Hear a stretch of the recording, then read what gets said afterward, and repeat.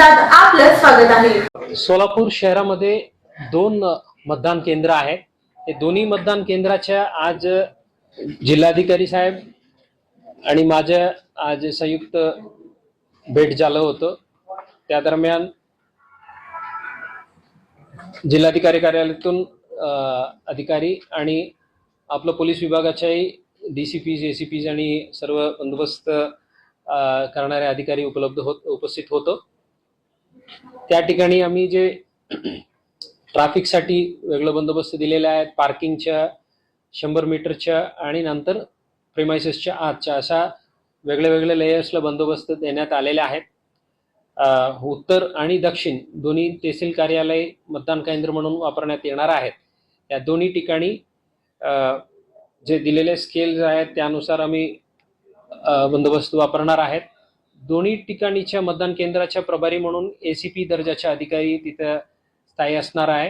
त्यांच्यासोबत पूर्ण टीम्स आमच्या उपलब्ध राहील आणि ट्रॅफिकचेही वेगळं नियोजन करण्यात आलेलं आहे। धन्यवाद। हो, ते कलेक्टर ऑफिस कडून सीसीटीव्ही लावून ते वेब स्ट्रीमिंग पण लाईव्ह असणार आहे।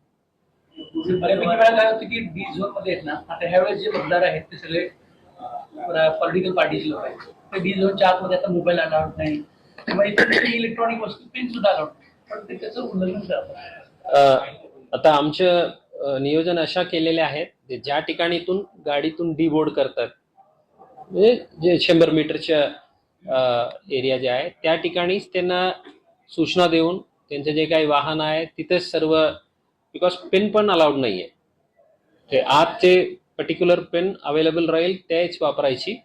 त्यानुसार कलेक्टर ऑफिस कडून सूचना दिलेल्या आहेत आणि आमच्याकडून याच्या अंमलबजावणी गाडीतून उतरतानाच त्यांना सन्मानाने सूचना देऊन ते जे काही वस्तू आहे त्यांच्याकडे मोबाईल फोन असो, पेन असो, इतर गोष्ट असो, ते सर्व गाडीत किंवा त्यांच्यासोबत जे कोणी मदतनीस किंवा कार्यकर्ता आहेत त्यांच्याकडे देण्याच्या सूचना देण्यात आलेल्या आहेत आणि उद्या सकाळी पण देण्यात येणार आहे। जे मतदाराकडे असा कोणी माणूस नाहीये सोबत वगैरे असं असलं तर मतदान केंद्राच्या बाहेर याच्या सुविधा संबंधित तहसीलदार मार्फत करण्यात आलेल्या आहेत, त्या ठिकाणी डिपॉझिट करण्यात येईल। सर, मतदारांना ओळख स्वतंत्र म्हणजे आपली टीम केलेली आहे का ओळखण्यासाठी मतदारांना? ते कलेक्टर ऑफिस कडून आहे। ते एंट्रन्सलाही चेक करून आयडेंटिटी व्हेरीफाय करून आत सोडणार आहे।